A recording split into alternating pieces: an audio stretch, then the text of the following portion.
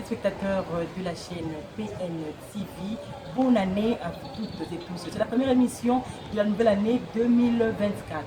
Nous avons la joie d'être avec Monsieur l'abbé José Pondou, prêtre de l'archidiocèse de Kinshasa. Affectueusement, on l'appelle Ya José.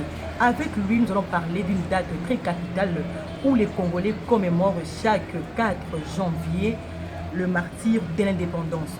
Nos frères et sœurs martyrs qui ont versé leur sang pour demander l'indépendance. Et monsieur l'abbé José Pondou, il est là, il connaît bien l'histoire. C'est pour cela qu'NTV l'a choisi, l'a trouvé là où il réside pour que nous parlions un peu de ça. Pour nous parler Congo, Tina Mokolo, martyr et indépendance. Sango José, bonne année, bonne année, bonne année.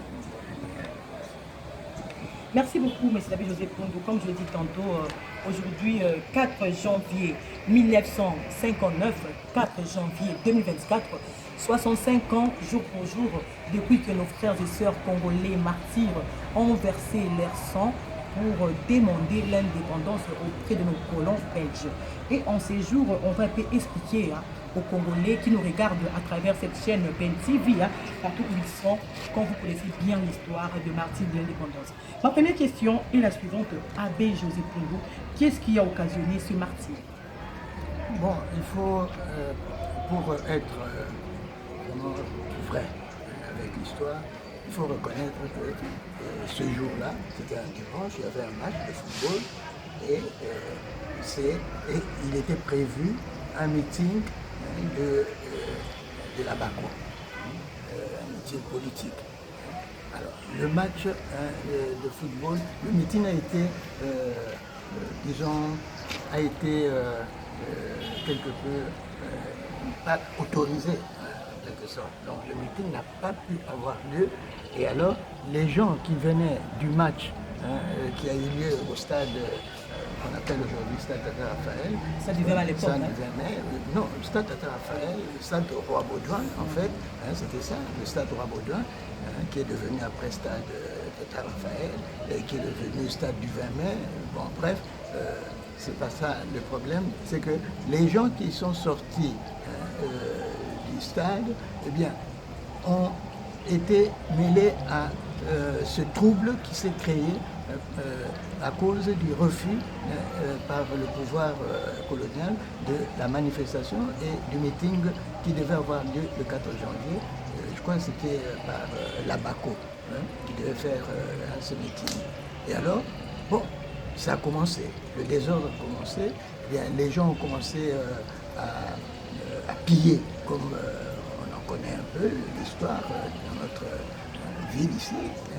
Ils ont pillé les magasins des Portugais.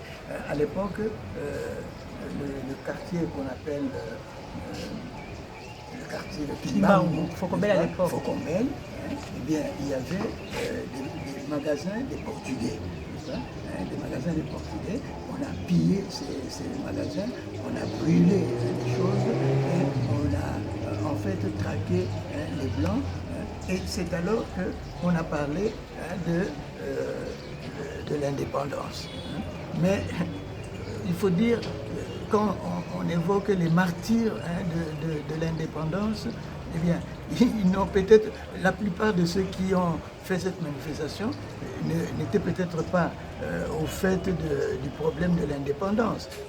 Donc, ils ont manifesté, et il y en a qui ont suivi seulement le mouvement de masse, n'est-ce pas? Mais toujours est-il que nous admettons qu'ils ont sacrifié leur vie.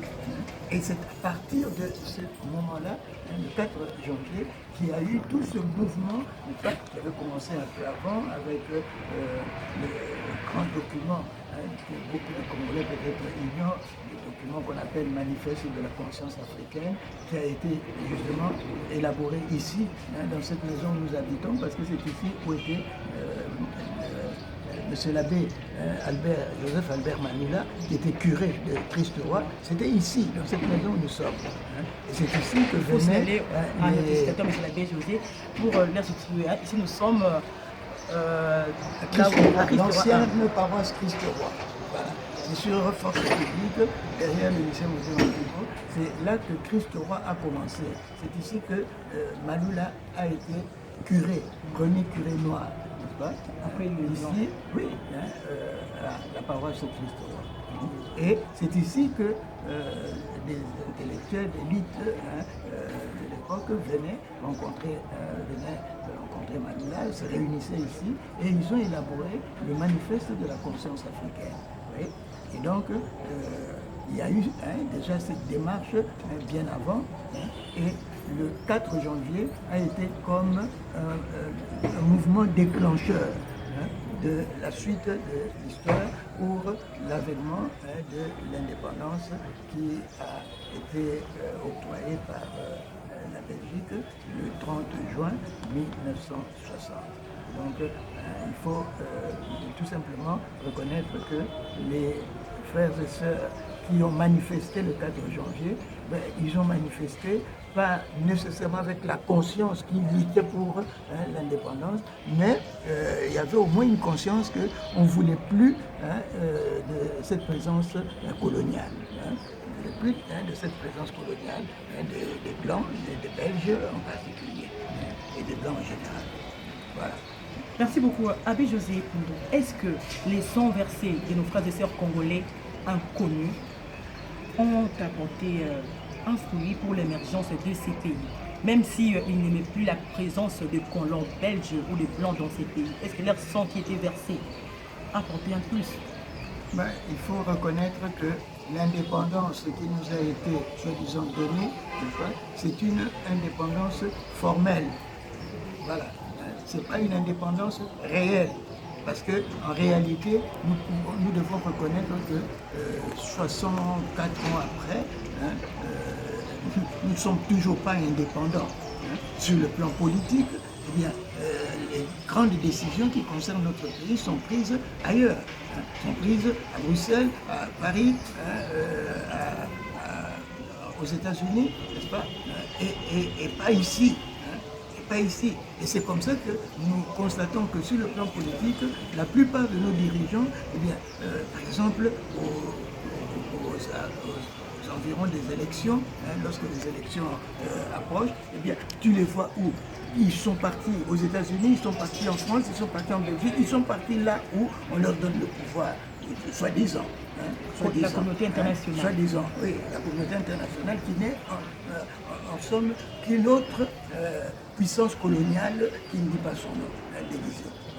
Et donc, sur le plan économique, nous ne sommes pas indépendants. Regardez, le plus simple, c'est que comment expliquer que dans notre pays, nous avons le franc congolais, mais nous utilisons le dollar un peu devenu comme une monnaie de référence, n'est-ce pas? Et on fait des transactions, même au marché, même dans le petit commerce de rue, on fait les transactions avec le dollar. Ce qui est très significatif de notre dépendance économique. Dépendance économique aussi du fait que nos matières premières, ce n'est pas nous qui en fixons toujours les prix, ce sont les maîtres, entre guillemets, n'est-ce pas, qui exploitent nos matières, qui fixent les prix et qui transforment les matières, nos matières premières, nous revendent le produit fini au prix qu'eux, ils fixent. Donc, sur le plan culturel, eh bien, nous sommes des aliénés culturellement. Une des preuves très simples, c'est qu'aujourd'hui, on croit qu'un Congolais intelligent, un Congolais évolué, c'est celui qui maîtrise le français. Aujourd'hui, on dirait que c'est celui qui maîtrise aussi l'anglais, n'est-ce pas? C'est celui qui parle les langues étrangères, voilà, à la perfection, n'est-ce pas? Or, la langue est le véhicule de la culture, n'est-ce pas? Et lorsque nous ne maîtrisons plus nos langues, eh bien, nous avons perdu quelque chose de notre richesse culturelle. Oui. Et sur le plan culturel, on voit les habitudes que nous apprécions sont celles qui nous viennent de l'Europe, qui nous viennent de l'Occident, soit qui nous viennent des États-Unis, n'est-ce pas? Et nous ne sommes pas fiers d'être nous-mêmes, n'est-ce pas? Nous ne sommes pas fiers d'être nous-mêmes. Et donc, nous sommes dépendants politiquement, économiquement, culturellement. Et ça, c'est la réalité que nous devons reconnaître. Que nous devons reconnaître. Je prends un exemple très simple. On vient de passer les élections, mais qu'est-ce que je n'ai pas entendu? Et moi, ça m'horripile d'entendre l'Union européenne a dit ceci, les États-Unis ont dit cela. Moi, j'ai vécu en Europe, j'ai étudié en Europe. Jamais je n'ai vu un ambassadeur du Zaïre, à l'époque c'était le Zaïre, un ambassadeur du Zaïre donner des injonctions, n'est-ce pas, ou prendre position pour les élections qui se passent en Belgique, là où j'ai étudié, ou ailleurs dans d'autres pays. Jamais je n'ai entendu. Jamais je n'ai vu cela. Mais ici, dès qu'il y a les élections, eh bien, ce sont les Belges, ce sont les Français, ce sont les Américains qui doivent nous dicter ce que nous devons faire. Et ça, c'est un signe de dépendance. C'est pourquoi moi je dis, nos frères et sœurs qui ont versé leur sang le 4 janvier, eh bien, je ne dis pas qu'ils ont versé leur sang pour rien, mais en tout cas jusqu'aujourd'hui, nous ne sommes pas aussi indépendants qu'on le croit. Nous ne sommes pas aussi souverains que nous le croyons. Ouais. Et il faut que nous menions ce combat de libération. C'est ça le vrai combat que les Congolais doivent mener, que les Africains doivent mener. Regardez les amis du Burkina, les amis du Mali, les amis du Niger, eh bien, sont en train de mener ce combat. Et ils ont créé aujourd'hui les États-Unis du Sahel, n'est-ce pas?